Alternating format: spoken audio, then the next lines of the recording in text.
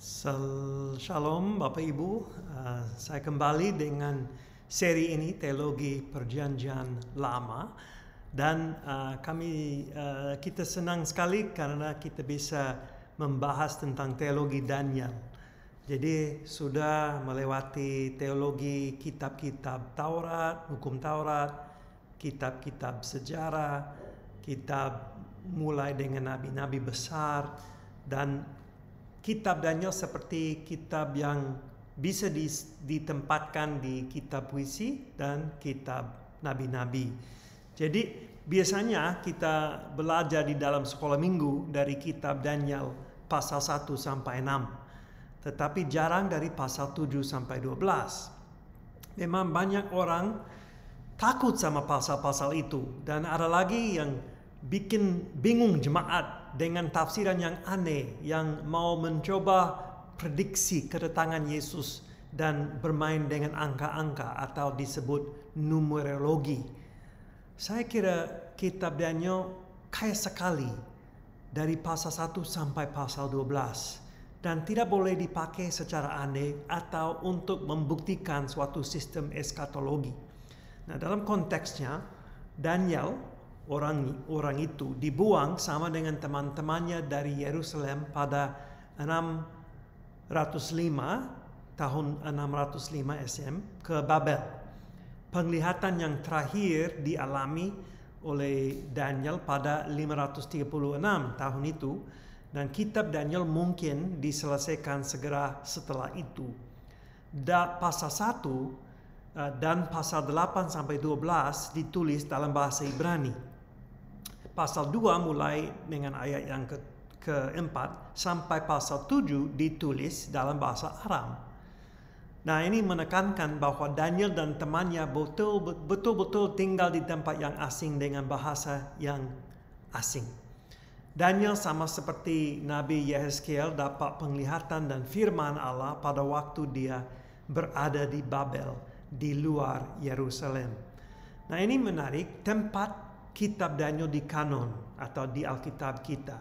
Di dalam Masoretic Text atau MT, itu kanon Ibrani, kitab Daniel ditempatkan di sebagian Ketuvim, yaitu kitab-kitab puisi dengan Mazmur, Amsal, Ayub, dan seterusnya. Tetapi dalam Septuaginta, LXX, di kanon Yunani, kitab Daniel ditempatkan sebagai salah satu kitab Nabi setelah kitab Yehezkiel dan sebelum nabi-nabi kecil, buku 12 Nabi yang kita akan membahas nanti setelah ini. Kita bisa menganggap kitab Daniel sebagai kitab apokaliptik, dan Daniel sering dikutip oleh kitab Wahyu, oleh kitab Injil-Injil, khususnya pasal 7 dan frasa anak manusia. Nah, kita mau memikirkan tentang tema besar dalam teologinya. Jadi menurut Mitchell, ada 8 tema besar: kedaulatan Allah, penyembahan, kesetiaan, pewahyuan, hikmat, hukuman, keselamatan, dan kerajaan. Tremper Longman setuju dengan tema yang pertama dalam daftar tema Mitchell, yaitu kedaulatan Allah. Longman menulis, kitab Daniel membahas tentang Allah, walaupun fokus kamera ke orang-orang seperti Daniel, 3 temannya, Raja Nebukadnezar, Raja Belshazzar, dan lain-lain. Fokus utama bagi Daniel adalah Allah dan untuk menyatakan Allah kepada pembaca. Jadi saya mau membahas tentang 3 tema besar atau 4 tema besar, tema teologi yang besar. Yang pertama, kesetiaan dalam kesusahan. Dalam pasal 1, Daniel dan teman-temannya setia dalam situasi baru sebagai pengungsi. Daniel pasal 1 ayat 8 mengatakan Daniel bertekad untuk tidak menajiskan dirinya dengan santapan raja dan dengan anggur yang biasa diminum raja. Kenapa? Karena makanan itu dipersembahkan kepada dewa-dewi. Tuhan menguatkan mereka, Daniel dan teman-temannya, dalam kesetiaan dan tambah kepintaran dan hikmat kepada mereka. Dalam Daniel pasal 3 kita lihat Sadrak, Mesak, dan Abednego setia untuk tidak berlutut kepada berhala, mungkin berhala yang mirip Raja Nebukadnezar. Mereka dibuang ke dalam perapian. Dalam Daniel pasal 3 ayat 17 sampai 18 mereka berkata kepada raja, jika Allah kami yang kami juga sanggup melepaskan kami, ia akan melepaskan kami dari perapian yang menyala-nyala itu dan dari dalam tanganmu ya raja. Tetapi seandainya tidak, hendaklah Tuanku mengetahui ya raja, bahwa kami tidak akan memuja dewa Tuanku dan tidak akan menyembah patung emas yang Tuanku dirikan itu. Jadi mereka mengaku, ya mungkin kami akan mati, tetapi kami tahu Tuhan bisa, dia Tuhan kuat, Tuhan mampu untuk menyelamatkan kami. Tetapi kalau Tuhan itu tidak sesuai dengan kehendaknya, kami tetap tidak akan menyembah patung itu. Ini kesetiaan yang luar biasa. Dan pasal yang ke-6 itu kesetiaan Daniel untuk terus berdoa pada waktu kerajaan Persia memerintah. Tuhan menjaga dia dalam gua singa itu.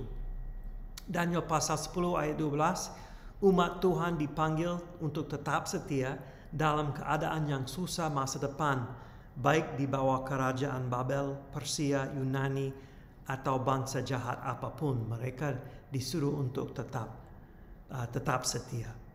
Jadi kesetiaan dalam kesusahan, ini tema yang pertama. Tema teologi yang kedua adalah kerajaan Allah dan kedaulatan Allah.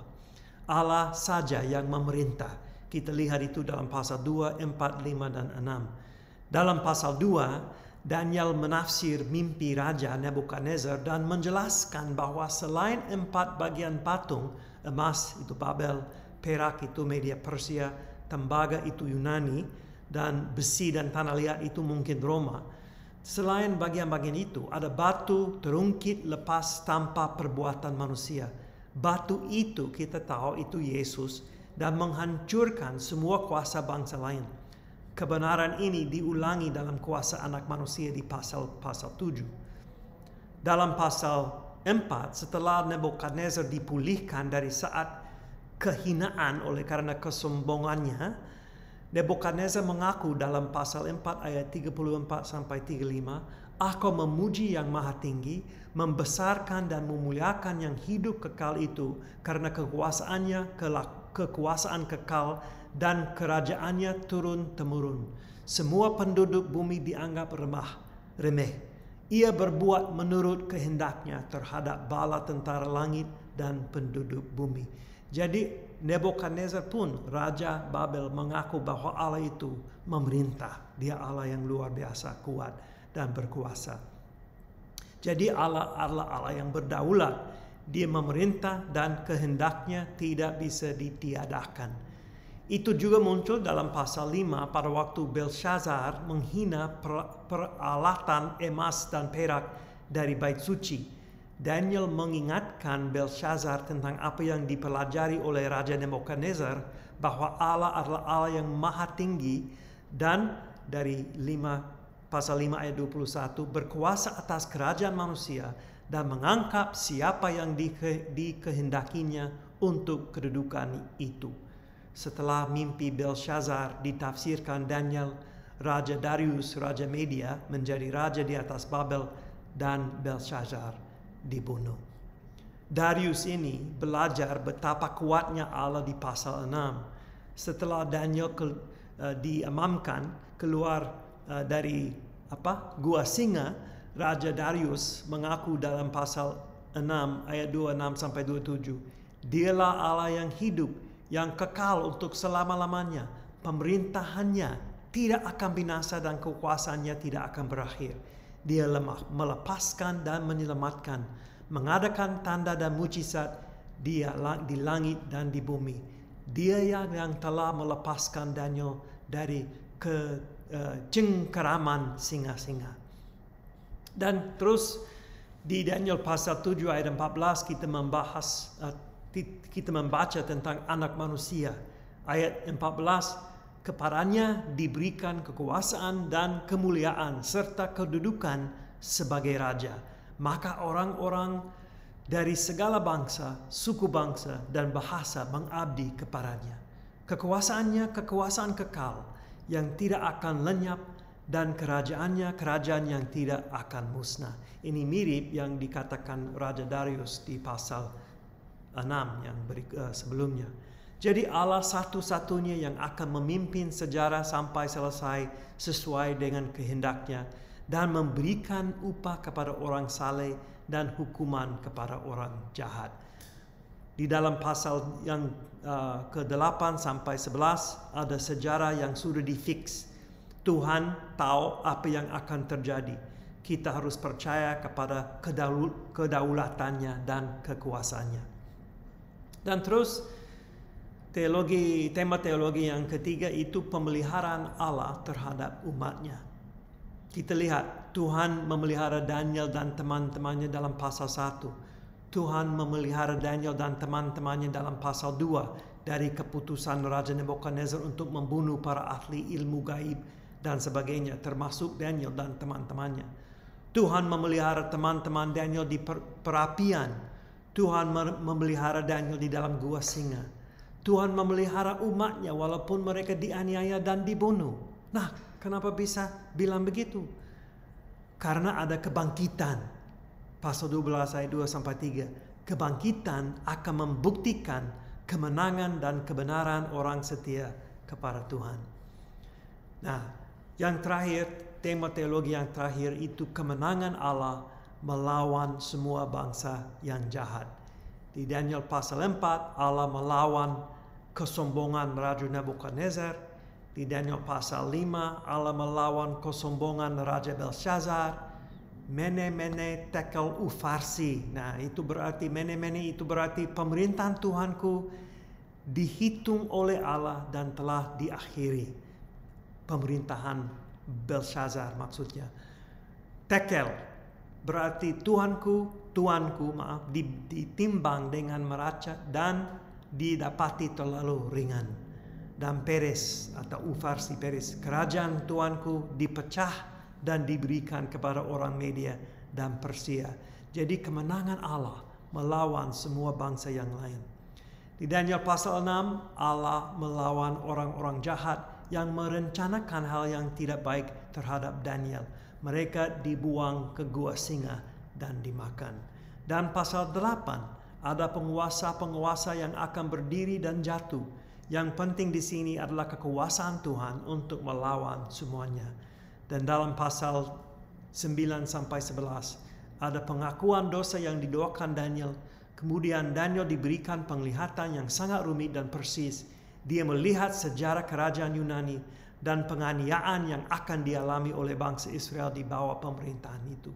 Tetapi juga seperti sebuah teleskop, Daniel melihat lebih jauh lagi ke pengorbanan Yesus dan kemenangan Yesus. Urutan yang dijelaskan seperti ini. Israel akan kembali ke tanah perjanjian sesuai dengan apa yang dikatakan Nabi Yeremia. Bait suci akan dipulihkan. Sang Mesias akan datang dan bangsa jahat akan muncul lagi. Tetapi walaupun umat Allah terus dianiaya, tidak berarti sejarah tidak ada di dalam tangan Tuhan. Lihat Wahyu pasal 5, karena anak domba bisa pegang gulungan kitab seperti sejarah di dalam tangan Tuhan. Allah akan terus memerintah walaupun ada Persia, Yunani, Roma, dan bangsa-bangsa lain yang jahat muncul. Allah akan memerintah, Allah akan melawan orang yang jahat. Jadi ini teologi kitab Daniel itu luar biasa, sangat berkaya dengan teologi dan kebenaran. Dan kita lihat penerapan bagaimana apa yang bisa diterapkan dari Daniel. Yang pertama, hal yang susah bisa dialami oleh orang yang setia. Itu betul ya. Orang setia bisa mengalami hal yang susah.